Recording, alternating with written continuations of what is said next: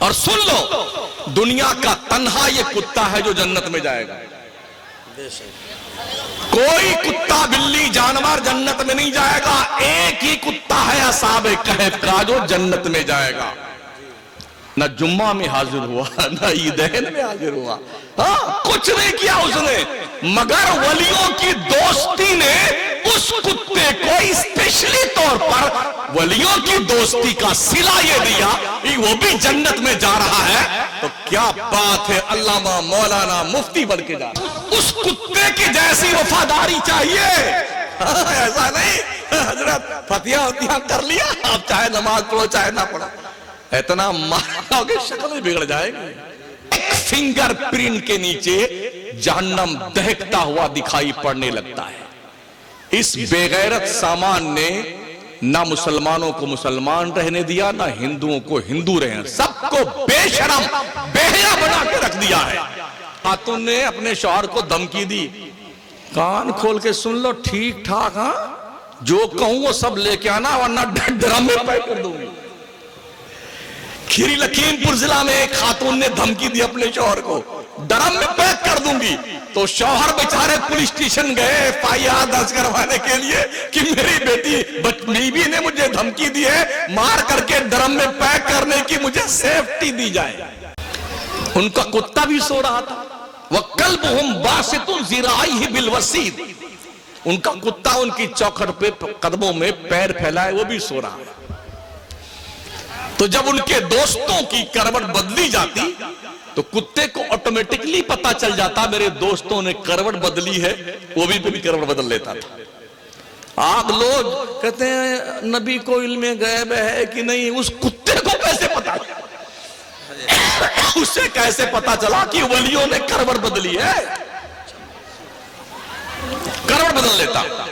309 سال تک سوتے رہے یہ لوگ، کچھ بھی ان کا بال بیکا نہیں ہوا. تو اگر عیسیٰ کی امت کے ولیوں کو 309 سال تک کی زندگی، ان کے کتے کو بھی 309 سال تک کی زندگی مل گئی، پتہ یہ چلتا ہے اگر ولیوں کی چوکھٹ سے کوئی کتا بھی وابستہ ہو جائے تو وہ بھی عمر طویل پا جاتا ہے.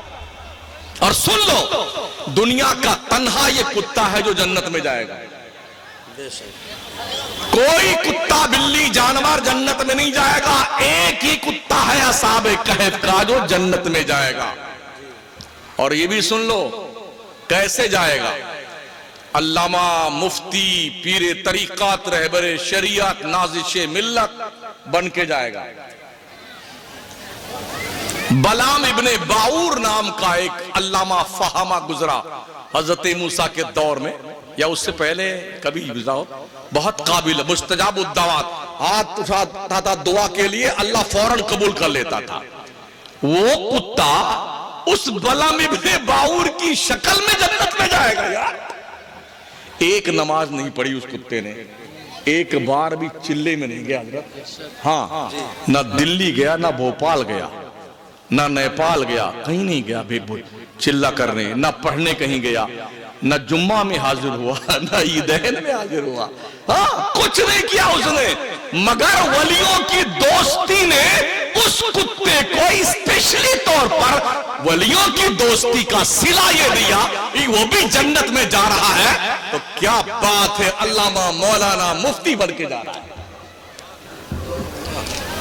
اگر اصحاب کہف کے ان ولیوں سے دوستی کرنے والا کتا جنت میں جا سکتا ہے تو نبیوں کے نبی، رسولوں کے رسول، پیغمبر اعظم محمد مصطفیٰ کی امت کے ولیوں سے اگر کوئی دوستی کرتا ہے تو کیا وہ جنت میں نہیں جائے گا؟ سبحان اللہ. ہاں مگر اس کتے کی جیسی وفاداری چاہیے. ایسا نہیں حضرت فتحہ وتحہ کر لیا، آپ چاہے نماز پڑھو چاہے نہ پڑھو، اتنا مارو کہ شکل بھی بگڑ جائے گی. ہاں یہ حضرت خود ہی تمہیں نہیں مانیں گے، دھتکار دیں گے. بابا عبدالکریم شاہ رحمۃ اللہ علیہ کم وقت نماز نہیں پڑھتا تھا، روزہ نہیں رکھتا تھا، جھٹا کہیں کا آیا مجھے کہ میں ان کا ماننے والا نہیں، ماننے والا تو ہے، پھر کیا کرو گے؟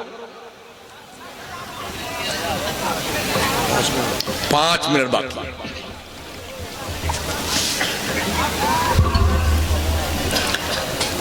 ماں بہنوں، پیاری بچیوں،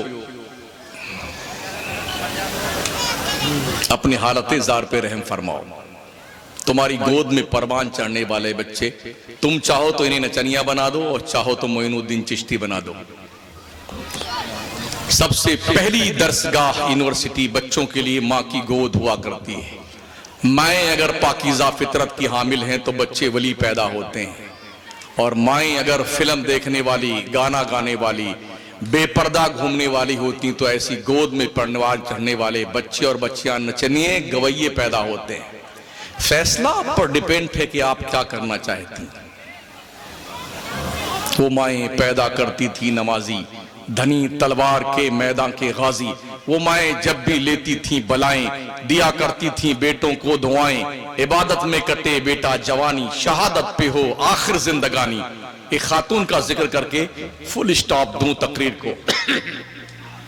حضرت خنسا رضی اللہ تعالیٰ عنہ ایک صحابیہ ہے، مکے میں رہتی تھی، اور جب یہ ایمان نہیں لائی تھی تو ان کا جو کاروبار تھا وہ رونے کا کاروبار تھا.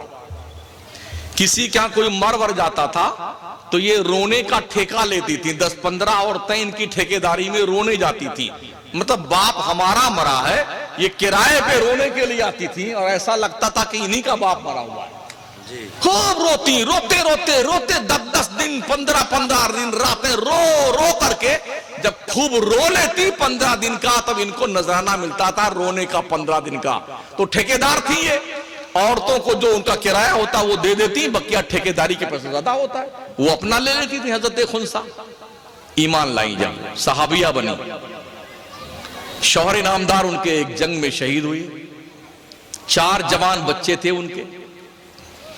قادسیہ کی جنگ کے موقع پہ حضرت عمر کے دور خلافت میں حضرت سعد ابن ابی وقاص جب جنگ کرنے گئے قادسیہ میں، تو لشکر اسلام کے ساتھ حضرت خنسا اپنے 4 جوان بیٹوں کے ساتھ جنگ میں شریک ہوئی. اس وقت ان کے دونوں آنکھوں کی روشنی چلی گئی تھی. جیسے کل جنگ ہونے والی ہے تو آج شام کو اپنے 4 بچوں کو حضرت خنسا نے بلایا قریب. ماؤں بہنوں ذرا غور سننا. قریب بلایا اور بلانے کے بعد کہا بیٹو ہم تم سے ایک بات کہنا چاہتے ہیں. کہا ماں بول کیا بات کہنا چاہتی ہے. کہا بیٹے سن لو، تم ایک باپ اور ایک ماں کی اولاد ہو. کہا ماں کیا کہنا چاہتی ہے. کہا بچوں میں نے تیرے باپ کے ساتھ کبھی خیانت نہیں کی. کہا ماں بات کیا یہ تو بتا. کہا بیٹو کل جب میدان کارزار گرم ہو کود جانا اس میں، نبی کے دین کے لیے اپنی جان قربان کر دینا. ہر زخم تمہارے سینے پہ آنا چاہیے. تمہاری پیٹھ پر اگر کوئی زخم آیا تو حشر کے میدان میں تمہارا گریبان پکڑ کے اللہ کے دربار میں فریاد کروں گی کہ میں اس بچے کو معاف نہیں کرتی. کہا ٹھیک ہے ماں. صبح ہوئی، جنگ شروع ہوئی. 4 بچے میدان جنگ میں کود پڑے. لڑتے لڑتے 4 جوان بچے شہید ہو گئے، زخموں سے چور لٹا دیے گئے 4. جنگ ختم ہوئی. کسی نے خبر دی حضرت خنسا رضی اللہ تعالیٰ عنہ کو، آپ کے 4 بچے شہید ہو گئے. فرمایا میرے بچوں کے پاس مجھے لے کے چلو. کوئی ماں آج کی ہوتی نا تو گلا پھاڑ پھاڑ کے روتی. یہ سن کر کے 4 جوان بچے شہید ہو گئے. گئی بچوں کے پاس، کہا یہ 4 بچے تیرے نمبر سے لیٹائے ہوئے ہیں. بیٹھی سر سے لے کے پیر تک جانچ لیا کہ پورا جسم زخموں سے چور ہے 4 بچوں کا. کہا 4 بچوں کو پیٹ کے بل لٹاؤ، میں پیٹ بھی چیک کرنا چاہتی. 4 بچے پیٹ کے بل لٹائے گئے. پھر چیک کیا ماں نے سر سے لے کے پیر تک، کسی بچے کے پیٹ پر ایک بھی زخم نہیں تھا. کھڑی ہوئی، کہا اللہ تیرا لاکھ لاکھ شکر ہے، تو نے میرے بچوں کی طرف سے میری آنکھیں ٹھنڈی کر دی. اللہ تو گواہ ہے نا، خنسا اپنے 4 بچوں سے راضی ہے. کیا آج بھی ایسی مائیں ہیں ہماری؟ آج بھی ایسی بہنیں ہیں ہماری؟ آج بھی کیا ایسی بیٹیاں ہیں ہماری؟ ابھی تو باضابطہ طور پر ایک خاتون نے اپنے پریمی سے مل کے اپنے شوہر کو قتل کر کے 15 ٹکڑے کیے، ڈرم میں پیک کیا، سیمنٹ گھول کر کے اس کو اس میں جام کر دیا. کیا نہیں کیا؟ ہمارے گونڈا ضلع میں ایک خاتون نے اپنے شوہر کو دھمکی دی. کان کھول کے سن لو، ٹھیک ٹھاک، ہاں جو کہوں وہ سب لے کے آنا ورنہ ڈرم میں پیک کر دوں گی.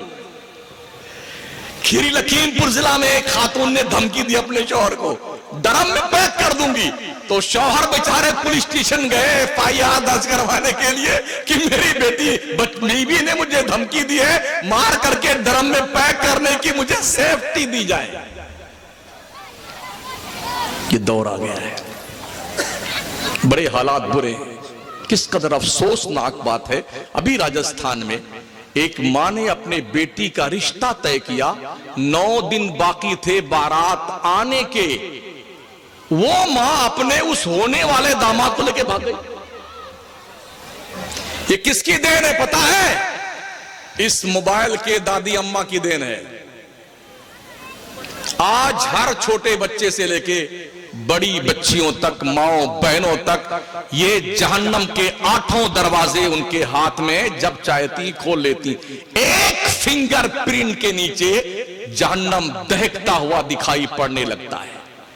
اس بے غیرت سامان نے نہ مسلمانوں کو مسلمان رہنے دیا، نہ ہندوؤں کو ہندو رہنے، سب کو بے شرم بے حیا بنا کے رکھ دیا ہے. ضرورت اس بات کی ہے اس کا مس یوز کرنا بند کیا جائے. 2 سال کا بچہ کھانا نہیں کھاتا ہے تو جھٹ سے ماں کو پتا ہے اس کا علاج کیا ہے، وہ یوں کھولو کارٹون لگا دیا، وہ مست ہے. اب اس کو 3 روٹی کھلا جاتی ہے، ماں اس کو پتہ ہی نہیں چلتا 3 روٹی کھا جاتا ہے. یہ حالات ہے. ہاں 2 منٹ زیادہ ہو گیا، اس کی معذرت چاہوں گا، اور پھر اللہ نے کبھی توفیق بخشی تو آپ سے ملاقات ہوگی اور گفتگو ہوگی. اور 5 وقت نماز پڑھیے. میں بہنیں، بچیاں، بیٹیاں گھروں میں نماز کی پابندی کریں، اپنے عزت و ناموس کی حفاظت کریں، دین پر سختی سے امر پیلا رہیں، پردے میں رہیں، بازاروں میں نہ گھومیں. مردوں تمہاری ذمہ داری بنتی، ضرورت کے سارے سامان تم لا کر کے گھر میں رکھو تاکہ عورت کو بازار جانے کی نوبت نہ آئے. عورت گھر کی ملکہ ہوتی ہے، بادشاہ ہوتی ہے، تمہیں لانا پڑے گا اس کو. تم سامان لے کے آؤ. عورت اس لیے نہیں آئی ہے. جب نکاح پڑھایا جاتا ہے نا، قاضی صاحب آئیں، جی فلانا بنت فلاں کو آپ کے نکاح میں دیا، وکالت فلاں کر رہے ہیں، 2 گواہ ہیں، یہ مہر ہے، آپ نے قبول کیا؟ کہاں قبول تو ہاں ہم نے قبول کیا. وہ تو بعد میں پتا چلتا ہے اس قبول تو کے پیچھے کیا کیا دینا پڑتا. بولے یہ تو اس وقت کہا نہیں گیا تھا، کہا نانو نفقہ کسے کہتے ہیں، روٹی اور خرچہ چپ چاپ دیجئے. دورا جی میری تقریر تھی حضرت، دورا جی. ہاں تو میں نے وہاں بیان کیا کہ اگر کوئی شوہر اپنی بیوی کو خرچہ نہیں دیتا ہے، جب شوہر گھر میں آ جائے اور اپنے پینٹ بوشٹ اتار کر کے نائٹی میں آ جائے، گھر کے لباس میں سونے کی تیاری کرے، تو جب وہ سو جائے یا گھر سے باہر نکل جائے، چپکے سے جتنا روپیہ تمہاری ضرورت کا اتنا نکال لو اس کے جیب سے. یہ چوری میں شامل نہیں ہے، تمہارا حق ہے. یہ ہاں جو شوہر نہیں دیتا ہے اپنی بیوی کو خرچہ، تو اس کے جیب سے اتنا پیسہ عورت نکال سکتی ہے. تو ایک ہفتے کے بعد میرے بعد فون آیا، آپ بھی حضرت کیا مسئلہ بتا گئے، تو پیسہ نہیں بچتا جیب میں. ہم نے کہا اور نہ دو خرچہ اپنی بیویوں کو. ہاں لیکن جو دے رہے ہیں ان کے ساتھ ایسی حرکت مت کرنا بچیوں، بہنوں، ماؤں. جو نہیں دیتے ضرورت کے حساب سے. اور ہاں یہ بھی دھیان رکھنا، اپنے شوہر کی آمدنی کے مطابق ہی خرچہ کرنے کی عادت ڈالو. ایسا نہ ہو کہ غربت زدہ زندگی میں پیسہ شوہر کم کما. ہر شخص کے مقدر میں جتنا لکھا، کسی کی تقدیر میں زیادہ پیسہ کمانا لکھا ہے، کسی کی تقدیر میں کم لکھا ہوا ہے. محنت برابر کرتا ہے مگر ملتا اتنا ہی جتنا مقدر میں لکھا ہوا ہے. تو اتنے میں ہی گزارا کرو تاکہ خیریت اور شکر کے ساتھ زندگی گزر جائے اور اللہ کے دربار میں تمہیں اجر عظیم دیا جائے. السلام علیکم ورحمۃ اللہ.